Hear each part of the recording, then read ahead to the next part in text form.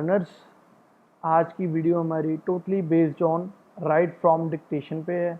जो लिसनिंग का लास्ट में जो आता है, write from dictation last part है। सो मोस्ट इम्पोर्टेंट पार्ट है वो लिसनिंग का। चलो वीडियो को हम स्टार्ट करते हैं। स्टार्ट करने से पहले मैं आपको बता दूं, अगर मेरा चैनल आपने सब्सक्राइब नहीं किया है तो पहले आप इसको सब्सक्राइब कर लीजिए।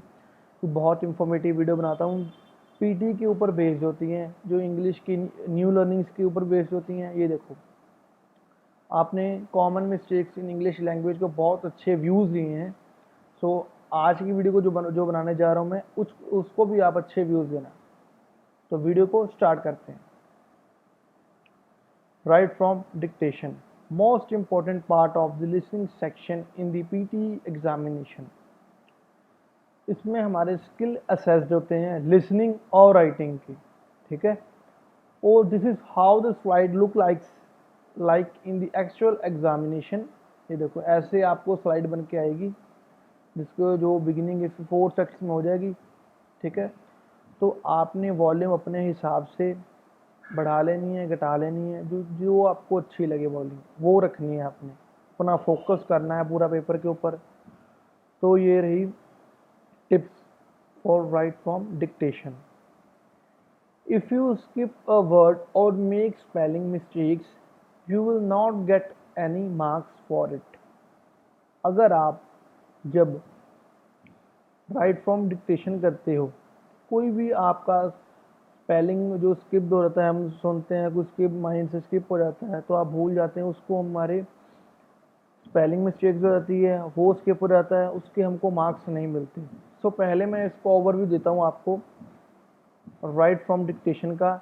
ये जो स्पीकिंग के हमारे स्पीकिंग का सेकंड पार्ट है, जो हमारा रिपीट सेंटेंसेस और ये राइट फ्रॉम डिक्टेशन दोनों ही इक्वल हैं, इनमें कोई डिफरेंस नहीं है। उसमें ये डिफरेंस है हमारे रिपीट सेंटेंसेस में, उसमें हम सुनते हैं और साथ में ही बोल देते हैं, कंप्यूटर को जवाब दे देते हैं उसका। और राइट फ्रॉम डिक्टेशन में ये है, हम सुनेंगे और बाद में टाइप कर देंगे अपना जो आंसर जो हमने सुनी होगी रिकॉर्डिंग, उसको टाइप कर देना है हमने। टाइप कर दे, नेक्स्ट, ओके। और राइट फ्रॉम डिक्टेशन में हमने ये ध्यान रखना है, कभी भी हमारा वर्ड बिना स्किप हो। अगर वर्ड स्किप हो जाता है तो उसको कुछ तो वर्ड आपको माइंड में जो अंडरस्टैंड किए होंगे आपके माइंड ने, तो जितने भी वर्ड आपके माइंड ने अंडरस्टैंड किए होंगे वो वर्ड्स आप सीधा टाइप कर दो, उसके आपको मार्क्स मिल जाने हैं। तो इसमें घबराने वाली कोई बात नहीं है राइट फ्रॉम डिक्टेशन में।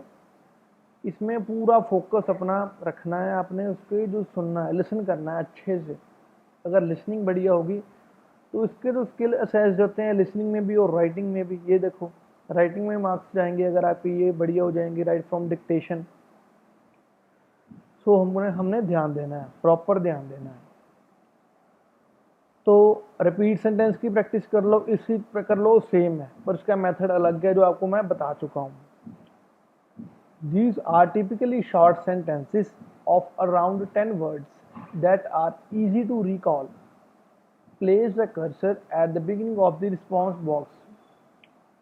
तो आपको जब वो आप राइट फ्रॉम डिक्टेशन आपकी खुल जाएगी तो आपने फोकस करना है, उसका कर्सर है जो आपका कर्सर को कभी अपने माउस को कभी नहीं छोड़ना, आपने उसको वहाँ पे क्लिक करके सीधा टाइप कर देना है।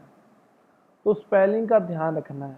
अगर उसने कुछ बोला स्पीकर, तो आपने SPEAKER की जगह डबल आर लगा दी, तो आपके स्पेलिंग मिस्टेक्स कर दी तो उसके आपको नंबर नहीं मिलने। ध्यान रखिएगा। Type out immediately as you hear. आप जो सुनते हो उसको टाइप कर दो साथ के साथ ही, क्योंकि लास्ट में लिसनिंग सेक्शन के लास्ट में टाइम नहीं बचेगा आपके पास। कई बार तो स्टूडेंट्स की ये राइट फ्रॉम डिक्टेशन है, ये छूट भी जाती है, तुम कर नहीं पाते वो। अगर आपकी राइट फ्रॉम डिक्टेशन छूट गई तो आपको लिसनिंग के मार्क्स बढ़िया आपके कभी नहीं आ सकते, और राइटिंग में भी कटेंगे मार्क्स उसके, अगर आपने ये अटैम्प्ट नहीं किया write from dictation. You must find time to check edit your answer. आपने जब जो टाइपिंग कर ली, सेंटेंस कंप्लीट कर दिया, आपने सेंटेंसेस को कंप्लीट कर दिया, ठीक है, उसकी प्रूफ रीडिंग के लिए टाइम चाहिए आपको। अगर आपने प्रूफ रीडिंग नहीं की, नेक्स्ट कर दिया, जो पीछे आपके वो कई वर्ड्स में एस बोलेगा, प्लेसेस बोल दिया उसने, रिस्पॉन्सेज बोल दिया, आपने रिस्पॉन्स लिखा तो उसके मार्क्स थोड़ी मिलने हैं आपको, 0 मिलेगा उसको। Use your knowledge of grammar to help you face the words you remember correctly in the sentence. अगर आपका वर्ड स्किप हो गया, ठीक है, तो उसका जो अपने सेंटेंसेस ने बोला था वो ग्रामर बेस्ड हुआ, आपकी ग्रामर अच्छी हुई तो आप इजीली इसको कर सकोगे ना। भी थर्ड थर्ड फॉर्म के साथ क्या लगेगा, टू के साथ क्या लगेगा, फर्स्ट मोव टू के साथ फर्स्ट मोव लगनी थी या थर्ड फॉर्म लगनी थी, ये तो आपको नॉलेज होगी तो आप आराम से कर लोगे। तो पहले बात, अपने माइंड को फ्रेश रखो, प्रेशराइज मत होना लास्ट में आके, राइट फॉर्म डिक्टेशन में आके। भी बहुत सारे बच्चे देखे हैं मैंने, अपना खुद का मैं आपको एक्सपीरियंस बताता हूँ। मेरी राइट फ्रॉम डिक्टेशन में अप्रॉक्सीमेटली 4 और 5 मिनट्स रह गए थे, मैंने उसमें कंप्लीट की है अपनी write from dictation. Tips for maximising score, since the sentences have to be typed sorry typed out, care needs to be taken about spellings of words used. A wrongly spelled word means a scoring point loss. आपने जो भी type किया है उसको अच्छे से ध्यान से उसके स्पेलिंग देखने हैं। Wrongly spelled word means scoring point loss. अगर आपने कोई स्पेलिंग गलत लिखा तो उसके आपको मार्क्स कट जाएंगे।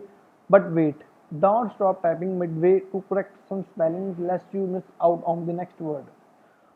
आप क्या करते हैं, आप जो उन्होंने बोला वो लिखते नहीं, कुछ और लिख देते हैं। आपको करेक्ट लिखना है, जो भी कुछ लिखना है, स्पेलिंग सेंटेंस करेक्ट लिखना है, और लास्ट में फुल स्टॉप लगाना है, कभी मत भूलिएगा इसमें।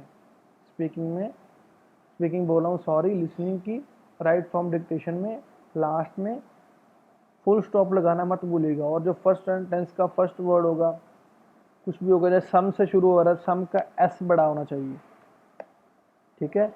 You will last You will most likely be able to spare a second or two at the end of the sentence to make the correction. Spelling are important, but continuity of flow is more important.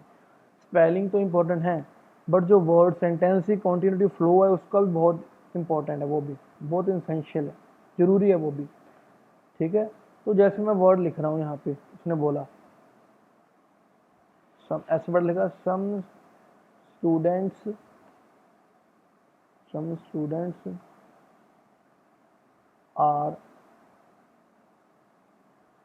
students are busy in the class room. तो last में full stop लगा देना है ऐसे, ये बड़ा लिखना है आपने फर्स्ट वर्ड, फर्स्ट का ये सेंटेंस, यस बड़ी लिखनी है आपने। तो अगर कुछ भी होगा पेपर में तो उसका ये बड़ा लिखिएगा, बड़ा डालिएगा फर्स्ट, कैपिटल रखना। Some students are busy in the classroom, ठीक है।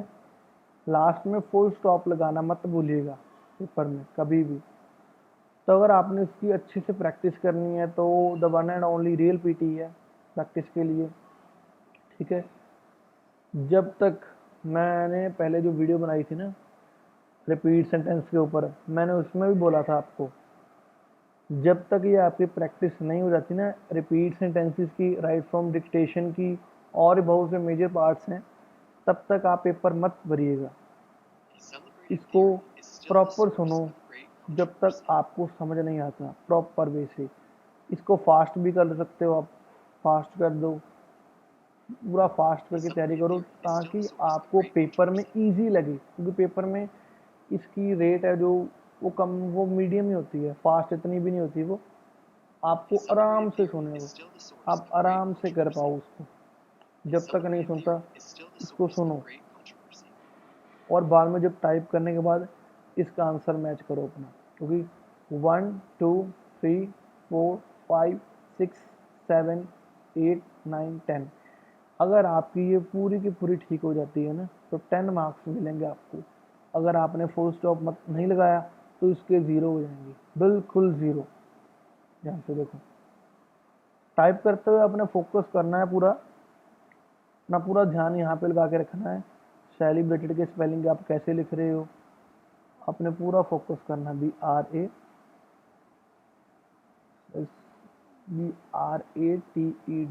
Celebrated, theory, EO EORY is still the SOURCE source of field के स्पेलिंग मैंने गलत लिख दिए, still source of GRE great CONTROVERSY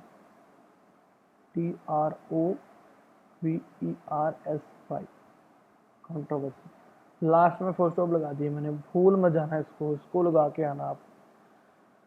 तो ये तो उसके ओवरव्यू हो गया इसका राइट फ्रॉम डिक्टेशन का, ठीक है। तो इसके याद रखना, इसके स्किल असेस्ड होते हैं लिसनिंग में और राइटिंग में, तो फोकस करना पेपर में पूरा। इसमें बहुत सारे दिए गए हैं रियल पीटी में, देखो प्रॉपर सुनो, टाइमिंग के हिसाब से चलो। इसमें भी यहाँ पे नहीं हम घर पे तैयारी कर रहे हैं, प्रैक्टिस कर रहे हैं, हम यहाँ पे फोकस नहीं करेंगे, यहाँ पे हम खुला टाइम दे रहे हैं इसको, आराम से लगे हुए हैं, नहीं। जब तक ये आपको पूरा नहीं समझ आता तब तक आपने इसको छोड़ना नहीं है। पूरा समझ आ गया तो फिर इसको स्पेलिंग से तो समझो आप, स्पेलिंग मिस्टेक ठीक हो गई तो इसको समझो अपने सेंटेंस कैसे था उसका। A good architecture one structure should be useful, durable and beautiful. आराम से पढ़ो, बिल्कुल। पेपर में भी रिपीट सेंटेंस में भी आपने हफड़ा दफड़ी नहीं करनी है, और रीड अलाउड्स में हफड़ा दफड़ी बिल्कुल भी नहीं करनी है, कुछ भी नहीं करना है ऐसे रीड अलाउड में। ऐसे तो यूज एरर तो करने ही नहीं है आपने, तो नंबर नहीं मिलेंगे। तो फोकस करो उसमें, कहाँ पे एस लगाई है उसने, कहाँ पे ई एस लगाया है, कहाँ पे थर्ड फॉर्म जैसे बोला है वो ड्यूरेबल, ठीक। स्पेलिंग मिस्टेक मत करो यार, कम करो स्पेलिंग मिस्टेक्स। सो ये थी आज की वीडियो हमारी राइट फॉर्म डिक्टेशन के ऊपर थी। तो नेक्स्ट वीडियो बनाऊंगा मैं रीड अलाउड्स के ऊपर, सो कल परसों तक बना दूंगा वीडियो वो भी मैं। तो अगर आपको ये मेरी वीडियो अच्छी लगी हो तो लाइक ज़रूर करिएगा, और भी कंटेंट बहुत लेके आ रहा हूँ आपके लिए बढ़िया से बढ़िया। न्यू इन्फॉर्मेशन फॉर लर्नर्स को सब्सक्राइब जरूर कर लेना, बैक टू बैक वीडियोज़ आ रही हैं इसके ऊपर। Thanks for watching my videos, बहुत बहुत थैंक यू आपका, आप वॉच करते हो, देखते हो, अपना टाइम निकाल के। Thank you so much.